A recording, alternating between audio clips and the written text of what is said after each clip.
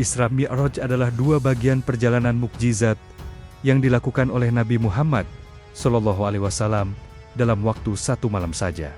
Peristiwa ini merupakan salah satu peristiwa terpenting dalam sejarah Islam karena pada malam inilah Nabi Muhammad SAW menerima perintah langsung dari Allah Subhanahu wa Ta'ala untuk menunaikan sholat 5 waktu. Peristiwa ini umumnya diperingati setiap tanggal 27 Rajab dalam kalender Hijriyah.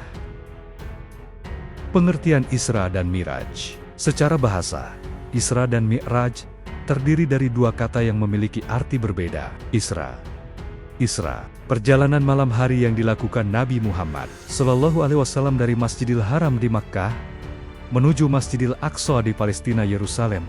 Jarak ini sangat jauh, dan pada masa itu membutuhkan waktu berbulan-bulan dengan unta. Namun Nabi menempuhnya dalam sekejap mata dengan mengendarai buruk ditemani malaikat Jibril. Mi'raj, perjalanan naiknya Nabi Muhammad SAW dari Masjidil Aqsa menembus langit ketujuh hingga ke Sidratul Muntaha, tempat tertinggi yang tidak bisa dijangkau oleh makhluk lain, bahkan malaikat Jibril sekalipun, untuk bertemu dengan Allah Subhanahu wa Ta'ala.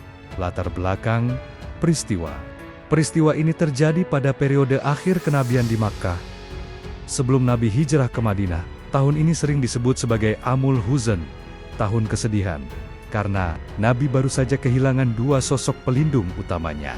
Khadijah, istri tercinta beliau.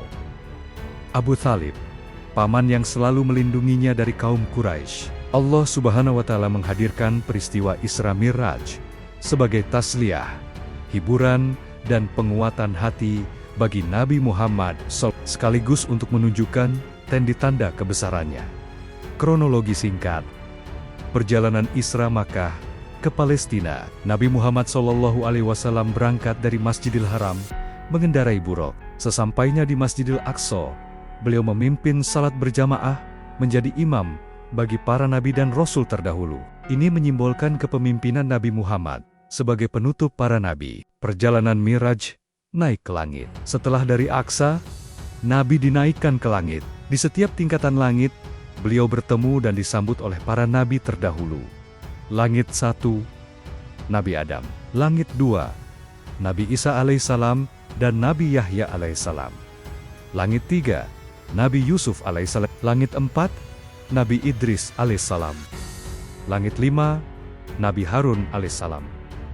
Langit 6, Nabi Musa alaihissalam. Langit 7, Nabi Ibrahim alaihissalam.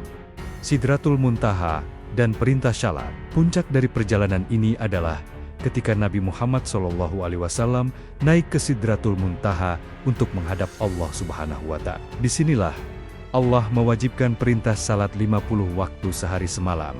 Ketika turun, Nabi bertemu dengan Nabi Musa alaihissalam yang menyarankan agar Nabi Muhammad meminta keringanan rukhsah kepada Allah, karena umatnya tidak akan sanggup melakukan syalat sebanyak itu. Nabi Muhammad pun bolak-balik menghadap Allah untuk memohon keringanan, hingga akhirnya perintah syalat ditetapkan menjadi 5 waktu dalam sehari semalam, namun dengan pahala setara 50 waktu. Hikmah Isra Mi'raj.